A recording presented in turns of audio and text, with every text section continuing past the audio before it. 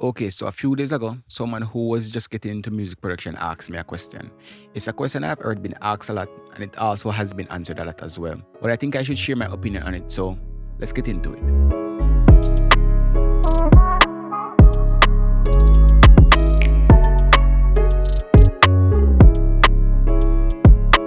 So the question the person asked was, which DAW is the best? First thing first, there are no best DAWs. There are only 6 top DAWs and Reaper. And they are Ableton, Logic Pro, Pro Tools, FL Studio, Cubase, and Studio One. Now, how I see it, the right question should be which DAW is the right DAW for you? And the answer to that is, wait for it, it depends. It depends on two things, in my opinion. One, it depends on the area of music production you're interested in. And two, it also depends on your budget. Let's talk about the first one, because knowing this will make it a lot easier to choose a DAW. Now, are you interested in recording? Are you interested in mixing and mastering? Or are you interested in beat making? Or maybe you're interested in both mixing and beat making. Those are some questions you should think about while choosing a DAW. While you can do all of that in any of the DAWs, I've come to notice that some DAWs lean heavily towards a specific area. For example, Pro Tools is best known as the king of mixing and recording. That is why almost every big studio and engineer use it. On the other hand, most people, including myself, would say beatmaking is not its strong suit. For that, a DAW like FL Studio or Ableton would suit you better. Logic Pro and Studio One, in my opinion, are the middle ground DAWs. They are like if FL Studio and Pro Tools came together and have a baby. Cubase is similar, but I don't like it as much. Now let's talk price. Remember, the second thing choosing a DAW depends on is your budget.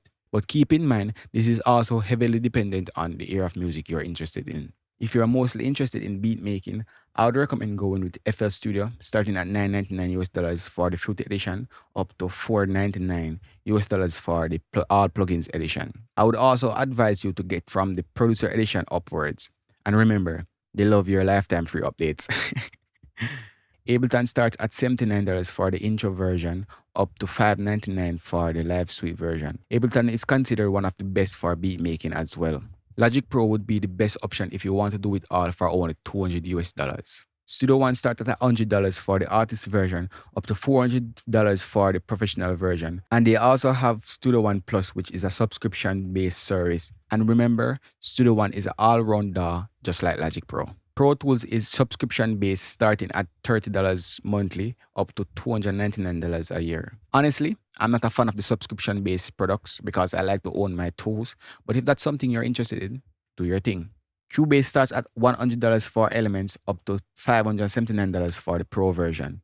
And Reaper is just $225 for its commercial license. I have never used Reaper before, so I have nothing to say about it, other than I've seen lots of pro use it for mixing. Another thing to consider about these DAWs are the plugins they come with, but I won't get into that in this video. If you want me to do a video on that, just let me know in the comments. Okay, so with all of that said, here are my recommendations. If you're mostly interested in recording and mixing, Pro Tools, Logic Pro, and Studio One would probably be the best way to go. If you're interested in like making trap beats or dancehall beats, FL Studio or Ableton would probably be the best way to go. You can mix in FL Studio and Ableton as well, but I wouldn't recommend it because the workflow is much better in the other DAWs, in my opinion. Well, that's it, guys. I hope this video was helpful to you. If so, please don't forget to give this video a thumbs up and subscribe to the channel.